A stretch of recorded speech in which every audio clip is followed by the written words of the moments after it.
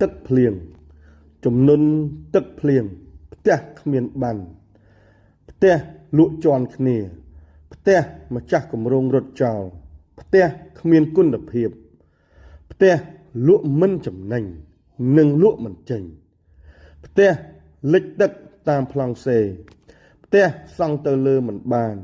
ផ្ទះមិនគ្រប់បទដ្ឋានក្រសួងកំណត់ផ្ទះនៅឆ្ងាយផ្ទះរកស៊ីអ្វីមិនបាន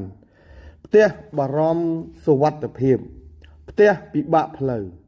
ផ្ទះសង់មិនទាន់រួចលាក់នឹងលាក់ជាក្តីបារម្ភរបស់អ្នកប្រើប្រាស់និងអតិថិជនទូទៅគិតត្រឹមម៉ោងនេះនឹងតែងតែខ្សឹបតគ្នាបុរីវីរៈជោគជ័យមានប្លង់រឹងសង់រួច 100% គុណភាពខ្ពស់និងមិនលិចទឹក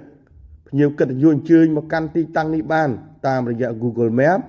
Telegram WhatsApp និងលេខទូរស័ព្ទខាងក្រោមយើងខ្ញុំរងចាំស្វាគមន៍លោកស្រី